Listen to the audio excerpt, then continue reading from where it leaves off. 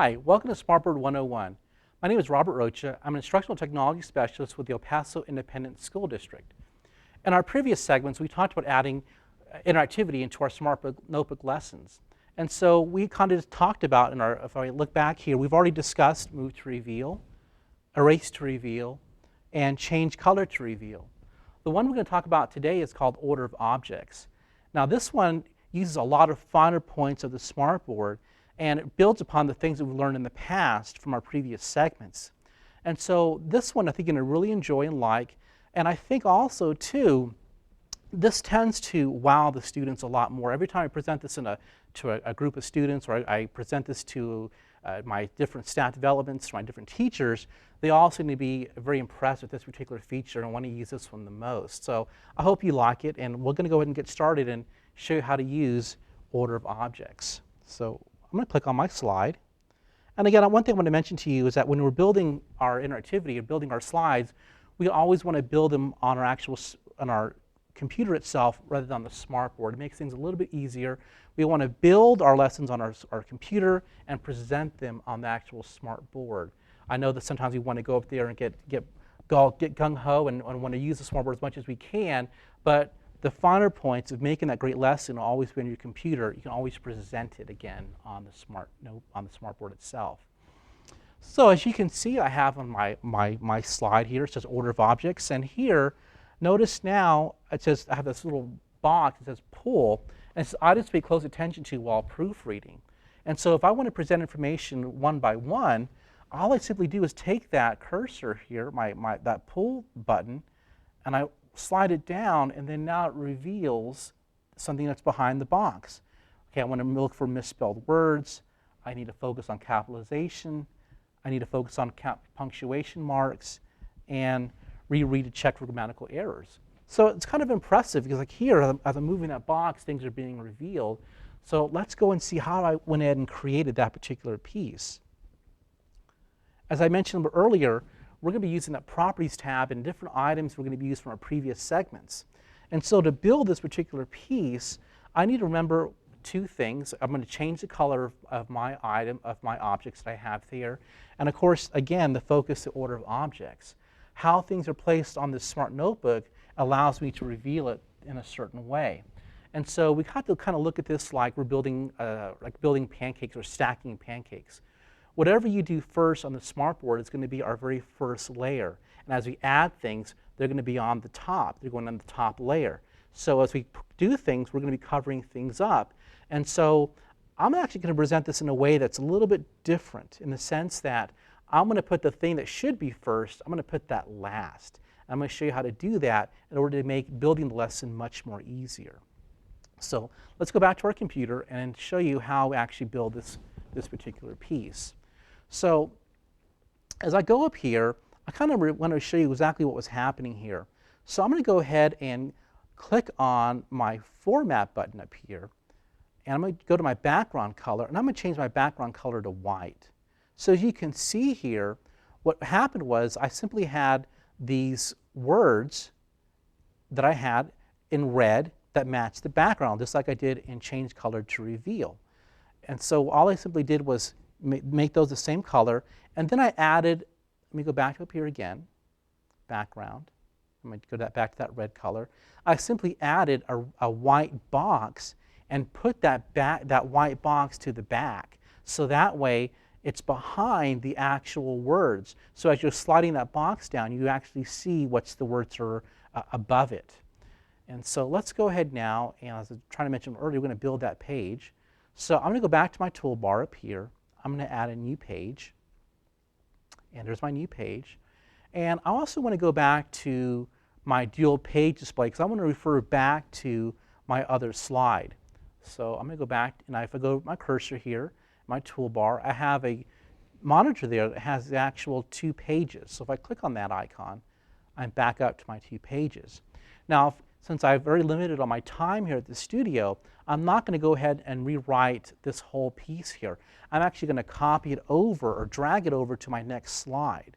So I'm going to go ahead up here, and notice now it's locked. So I'm going to make sure I click on my lock here. I'm going to go to unlock. And now what I'm going to go ahead and do is I'm going to go here, again, my drop-down menu, and I'm going to go to Copy. I'm going to go back to my other slide here, and I'm going to right-click if I can. Let me see if I can go to Insert. Is there a Paste here? There it is, Paste under my Edit. I'm going to click on Paste. So now I've had the same words. Now, to create those words, all you simply need to do is just start typing on your smartboard. And as you start typing, the words will come up. If I double-click on this, if I can get that to show here, and sometimes things don't work the way you want it to. And normally, if you double-click on that item, it'll open up the actual editor box, and you can re-edit those particular words. Perhaps because I dragged it over, it's not doing that, but that's okay. Okay, so here, but now I'm going to type in items to pay close attention to. So I'm going to type in that over here. So I put my cursor, and I'm going to go ahead and type in that word, items to, whoops, can't spell today.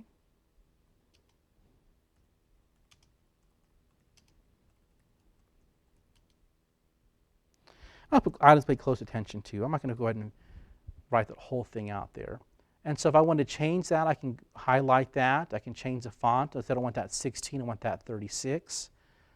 I can drag that out here a little bit larger if I can. And not doing it today.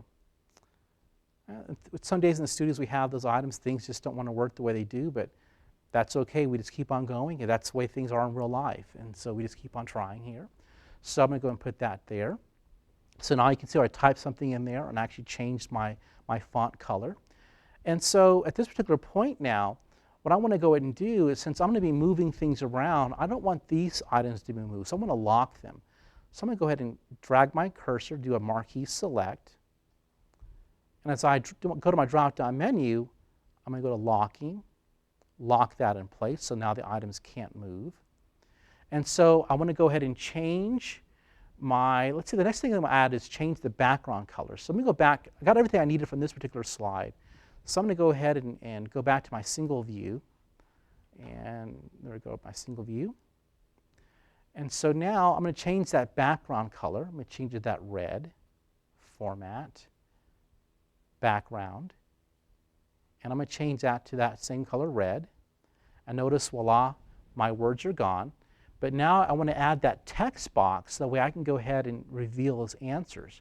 So if I go back to my menu bar up here, my toolbar, I have these different objects here, these different shapes. If I click on that, I'm going to go and choose the rectangular box. So I'm going to click on the rectangular box.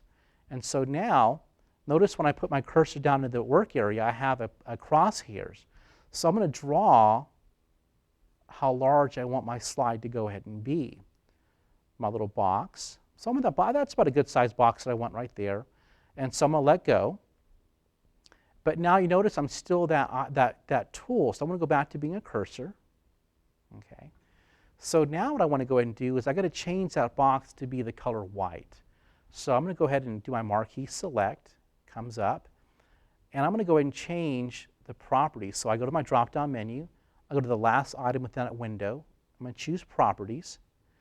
And here I have what's called fill effects is highlighted. And I'm going to change that to white. And the white is going to be the bottom right-hand corner of all my squares. I'm going to choose that. And then also to notice my line there is black. Maybe I do want that, maybe I don't. But for our purpose, I'm going to go and change that line style. And I'm going to go and change that also to white. And so now I've got a completely white box. Now if you look here, so I'm dragging it, I'm still not seeing my answers. There's one last step I have to go ahead and do. I have to move that item. Since the last item that I put on, it's on the top. And so I need to move that all the way to the very bottom. So I'm going to move it behind the actual words. So again, I'm going to do my marquee select. Comes up. I go to my drop-down menu. And now if I look at my screen here, in my third box it says order, I'm going to go to send back. So I'm going to send it back. Now, notice you also have send backward. If I send it back, it moves it completely to the background. If I was to go send backward, it's only going to move it to one level at a time. So I'm going to go ahead and send it back. So I want it to be completely behind everything. And now look, as soon as I did that, I now can move it and see what the text I want to reveal. Okay. But I'm missing one last thing, and that last thing was that little pull arrow. So again, any kind of object that I'm going to look for, I'm going to find it within my gallery. So I'm going to click on my gallery, and I'm going to go ahead and delete what I had before, my last search, and type in arrow. And type in the word arrow, do a search. And there are 12 pictures of arrows, and I'm going to use this kind of fat arrow that I see here. I'm just going to simply double click on it. And when I did that, it added my arrow. But I'm going to combine that arrow with that box. So I'm going to move it in place. There I go. Kind of moved it in place. Looks about right.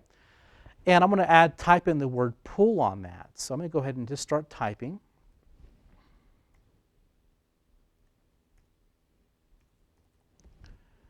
And let me go ahead and change that to a white, because notice that our arrow is black and our words are black. We're not going to see that. So I'm going to go ahead and highlight that, change that to being white. I'm going to put that word in that box there. So it says pull there. And now what I'm going to go ahead and do is I'm going to highlight, do my marquee select over all three objects, the box, the arrow, and the word. And I'm going to go to any of the drop-down menus and go to grouping. I'm going to group that together. And then my last piece is, now that they're grouped, when I go to the smartboard, the kids are using this, I don't want them to see that particular editing box that comes up, because it's going to throw them off. So I want to make sure I turn off that editor. So I'm going to lock that toolbar. Now you can say, well, you said lock before, it doesn't allow things to move. Well, if I go to my options here under locking, if I go to locking, I have an option because lock but allow to move. So I want to click on allow move. And so now when the students come up to the board, they can simply go and hold that now, and the editor does not come up, and they can go and slide and see things move around. And so that's pretty much how you use Move to Reveal. Pretty much wraps it up for this segment on Smartboard 101. I hope you liked it. I hope you use it with your students, and I hope they like using the order of objects to add animation or add, to add interactivity to your particular Smartbook lesson. Thank you very much.